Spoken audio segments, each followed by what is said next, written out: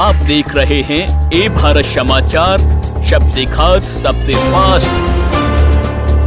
Samajwadi party के राष्ट्रीय अध्यक्ष व उत्तर प्रदेश के पूर्व मुख्यमंत्री अखिलेश यादव ने खैर विधानसभा में जनसभा को किया संबोधित।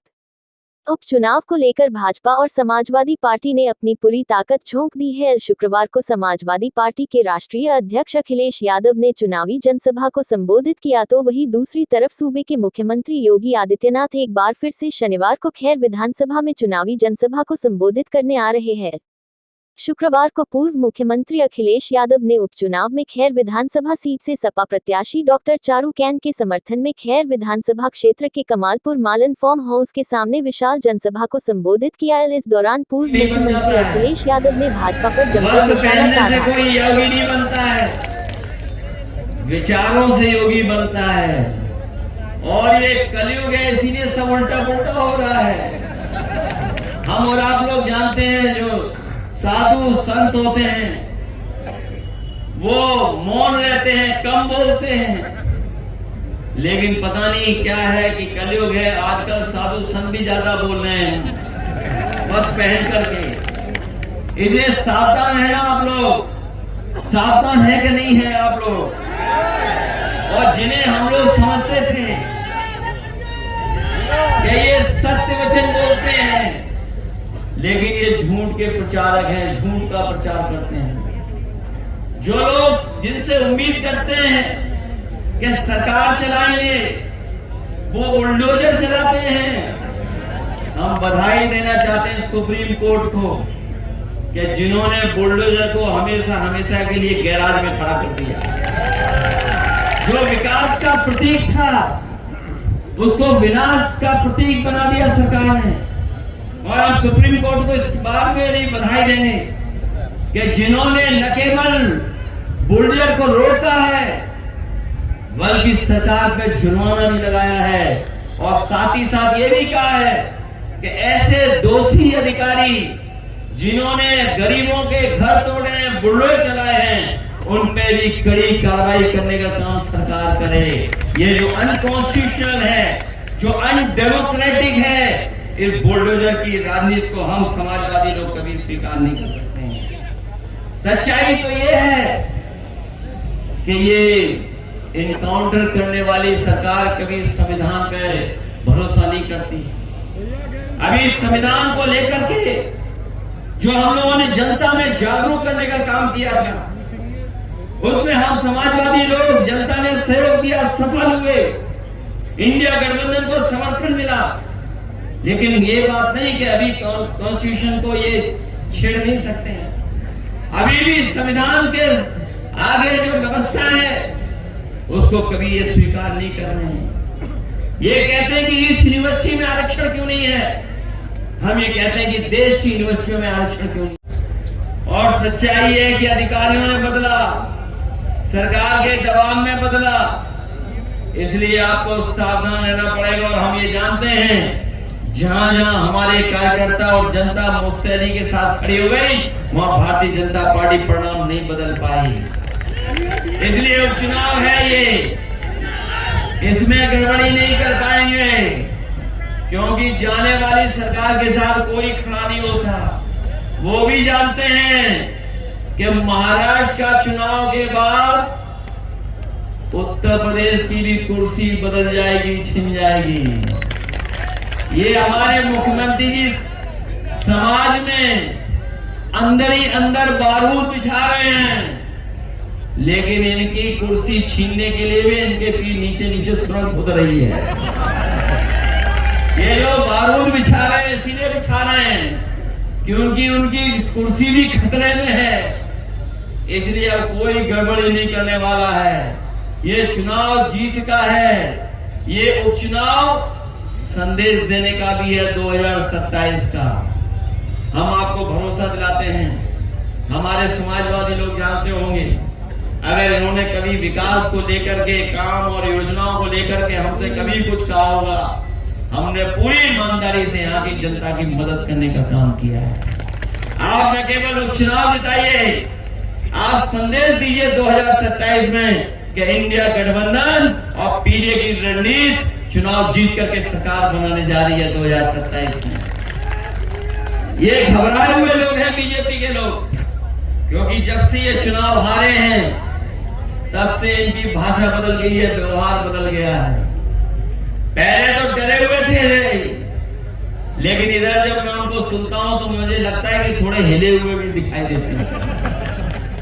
ये न केवल डरे हैं बल्कि हिल गए हैं, अब इनको समझ में नहीं आ रहा है।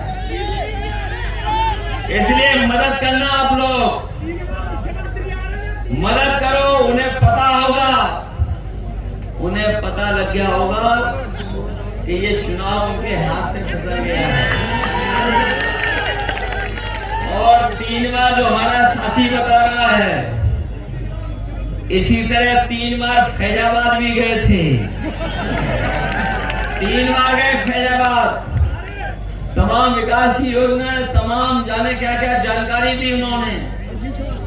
लेकिन जब उन्होंने इंटरनल सर्वे कराया और फैजाबाद से दोबारा हारना नहीं चाहते थे, इसलिए जहां 10 चुनाव होने थे केवल 9 ही चुनाव हो रहे, 1 चुनाव उन्होंने टाल दिया। पहले फैजाबाद का चुनाव टाला, फिर 13 तारीख से 20 तारीख कर दिया चुनाव। ये टालने वाले चुनाव इस बार हार के जाएंगे, क्योंकि जनता इनके खिलाफ खड़ी दिखाई दे रही है। इसलिए मदद करना सब लोग। बताओ, आधी आबादी तो मदद कर रही है, आप लोग भी मदद करना। और हम समाजवादी लोग कभी किसी का साथ छोड़ने वाले नहीं हैं। आपने देखा होगा, जहां जिसके साथ रहे समाजवादी, हम समाजवादियों ने सम्मान देने का काम किया। अगर कोई दल हमारे साथ गठबंधन में आया भी तो पूरी ईमानदारी के साथ हम लोगों ने उसका सहयोग, समर्थन और सम्मान बढ़ाने का काम भी किया। ये अलग बात है कि कुछ लोग राजनीतिक परिस्थितियों में स्वार्थ के कारण हम लोग को छोड़ के चले गए, दूर चले गए। लेकिन मनी मन वो भी जानते हैं कि कोई भी ज्यादा सहयोग और समर्थन और सम्मान बढ़ा सकता है तो वो केवल समाजवादी पार्टी और समाजवादी लोग हैं। इन्हें मदद करिए, आप लोग सहयोग करिए हमारा। और ये उपचुनाव ऐसा चुनाव है जिससे न केवल उत्तर प्रदेश बल्कि देश में भी संदेश जाएगा। इसीलिए आपने देखा है, सब काम काज छोड़ करके केवल उत्तर प्रदेश के बाई इलेक्शन लड़ रहे हैं। और ये जो बटोगे और जो नारा दिया इन्होंने, ये नारा कहीं नहीं चल रहा है। हमारा साथी सही कह रहा है कि यहाँ पे आ रहे होंगे, क्योंकि महाराष्ट्र के लोगों ने मना कर दिया कि हमारे प्रचार के लिए मत भेजो। वो तो आपने देख लिया होगा, वहां के नेता कह रहे थे मत भेजो हमारे यहाँ, इन्हें वहीं रखो अपनी जगह पर। ये अपनी कुर्सी बचाने के लिए बार बार भाग रहे हैं और इनके सहयोग समर्थन में भी कोई नहीं है, कोई समर्थन में नहीं है। इसलिए मदद करिए इस चुनाव में, और साइकिल चुनाव चिन्ह को आप मदद कर गए डॉक्टर चारू कैन को अच्छे वोटों से जिता करके भेजना। क्या सपना दिखा रहे हैं कि हम $1 ट्रिलियन की इकोनॉमी बना देंगे। ये $1 ट्रिलियन इसलिए बोलते हैं जिससे हमारा गरीब नहीं समझ पाए। 1 ट्रिलियन इसलिए बोलते हैं कि हमारा किसान नहीं समझ पाएगी 1 ट्रिलियन क्या है। कभी पूछिएगा बीजेपी वालों से कि ये 1 ट्रिलियन वाला नारा क्या है। अगर दिल्ली वाले कह रहे हैं 5 ट्रिलियन की, तो यूपी वाले कह रहे हैं कि 1 ट्रिलियन इकोनॉमी बना देंगे। और सच्चाई तो ये है कि हमारे किसान को अगर आप पैदावार की सही कीमत दे दें, मुनाफे की कीमत दे दें, अपने आप उत्तर प्रदेश की $1 ट्रिलियन इकोनॉमी हो जाएगी और देश की भी $5 ट्रिलियन इकोनॉमी हो जाएगी। आज जो सामने हमें करना पड़ रहा नौजवानों के सामने, पेपर लीक कराने वाले भी भाजपा वाले हैं, ये जो तारीख बदलने वाले हैं, टालने वाले, ये भी भाजपा वाले हैं, आरक्षण को मारने वाले भाजपा वाले हैं, और रिजल्ट अगर आ रहा है तो उसको भी लटकाने वाले भाजपा वाले हैं। और अगर सब परीक्षाओं से निकल जाए अगर नौजवान, तो कोर्ट में भी परिणाम उलझाने वाले अगर कोई हैं तो वो भारतीय जनता पार्टी के लोग हैं। इसलिए इस चुनाव में हम आपसे निवेदन अपील करने आए हैं कि डॉक्टर चारू कैन आपके बीच में हैं। ये डॉक्टर हैं, ये पढ़ी लिखी हैं, हमें पूरा भरोसा है कि आप सबका समर्थन इन्हें मिलेगा, आप सबका इनको सहयोग मिलेगा। ये पहले भी चुनाव लड़ चुकी हैं और इस बार समाजवादी पार्टी ने इन्हें मौका दिया है। पिछले चुनाव में आपने मदद की, आपने जिता करके भेज दिया। आपने न केवल अपनी विधानसभा से जिताया बल्कि लोकसभा भी आपने लगभग जिता दिया था। आपने जिताया लेकिन प्रमाण पत्र नहीं पा पाए, हम लोग प्रमाण पत्र नहीं मिला। और आपको याद होगा जो जीते सांसद हैं, जब शपथ लेने गए थे तो हम लोगों ने क्या कहा था कि ये बेईमान है।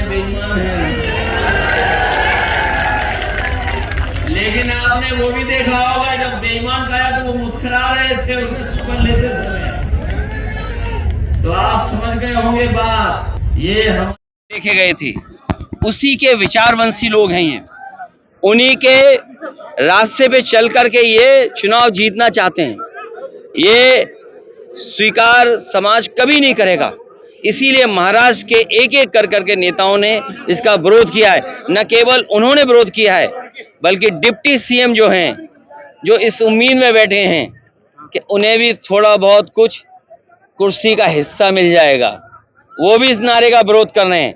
क्या ये सरकार उन्हें मनाएगी या सरकार में बैठे लोग भी उनके नेगेटिव नारे के खिलाफ हैं?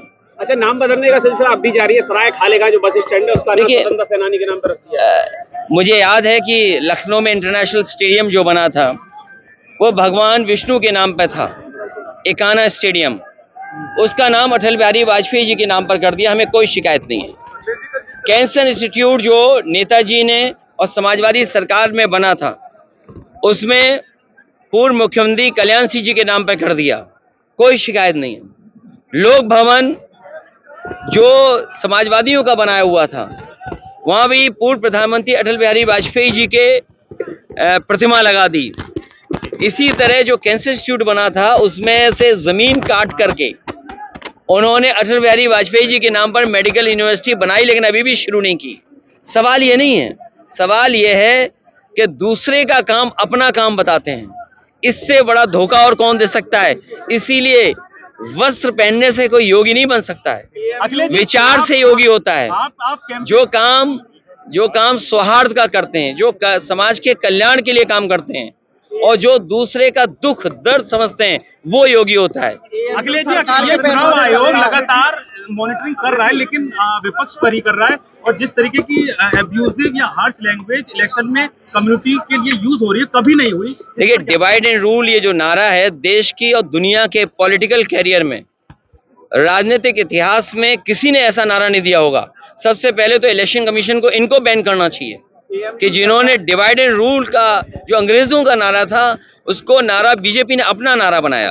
हर प्रचार में सिर्फ आपके ऊपर अटैक हो रहा है। पूरी भारतीय जनता पार्टी सिर्फ अखिलेश यादव पर अटैक कर रही है, पर्सनल से लेके हर अटैक इस पर। देखिए, वो इसलिए कि घबराए हुए हैं, जनता उनके खिलाफ है। योगी जी कह रहे हैं एएमयू सरकार के पैसों से चलता है और ऐसा नहीं होने देंगे। देखिए, सरकार के पैसे से हम सब चलते हैं, कोई ऐसा नहीं जो सरकार के पैसे से नहीं चलता है। कम से कम उन्हें हाई कोर्ट, सुप्रीम कोर्ट के जो समय समय पे ऑब्जर्वेशन है, फैसले, उसको मुख्यमंत्री जी को जरूर पढ़ना चाहिए। क्योंकि हमारे मुख्यमंत्री जी हैं, उन्हें पीडीए कम दिखाई दे रहा है, डीएपी में भी पीडीए दिखाई दे रहा है। उन्हें लगता है पीडीए डीएपी ये वही पीडीए है, वो पीडीए है जो समाजवादियों का है।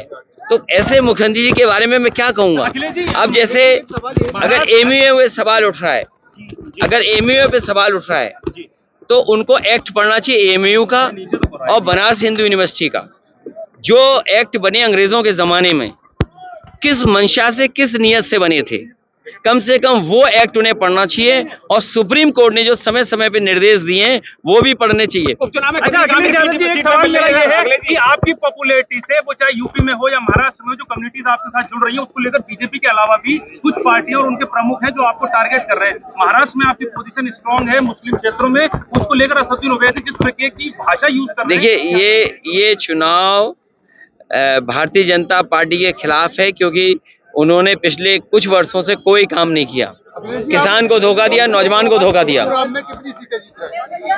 प्रतिशत में कहें तो 100 में 100% समाजवादी और इंडिया गठबंधन जीत रहा है, और सीटों में कहें तो 9 में से 9 इंडिया गठबंधन और पीडीए जीतने जा रहा है। उन्हें इंटरनल रिपोर्ट होगी कि डॉक्टर चारू यहाँ से जीत करके जा रही हैं। देखिए, कांग्रेस के साथी भी साथ हैं, नहीं, कांग्रेस के साथी भी हैं, और जो जहां मदद कर रहा होगा वो मदद करेगा समाजवादियों को। देखिए, ऐसे तो कहोगे कांग्रेस बड़े नेता नहीं आए, और नहीं आए, ये नहीं आए, वो नहीं आए, नकारात्मक बनो। पीडीए मीन्स पॉजिटिव, एन मतलब निगेटिव, एनडीए निगेटिव है, और न्यूज के साथ ही आप लोगों तो हमारी मदद करनी चाहिए। गठबंधन में आपके साथ थे जयंत चौधरी, वो यहाँ आ रहे हैं, लेकिन कांग्रेस के कोई बड़े नेता यहाँ नहीं आ रहे। देखिए, जो कांग्रेस पार्टी ने हमारे पर चुनाव छोड़ा है, समाजवादियों पर, जो हमारा रणनीति का हिस्सा है, और जो हमारी बैठक का हिस्सा यही बना कि ये पूरा चुनाव समाजवादी पार्टी देखेंगे, और कांग्रेस के जहां जहां संगठन के लोग हैं वो बूथ स्तर पर हमारी मदद करेंगे। अरे यही नहीं, एक पत्रकार साथी को नंगा कर दिया था इनकी सरकार में। ये कार्रवाई करनी चाहिए, और हमारे पत्रकार भाइयों को भी सुरक्षा और सम्मान मिलना चाहिए। भारतीय जनता पार्टी वाले पूछ रहे हैं, ये भारतीय जनता पार्टी हारने जा रही है।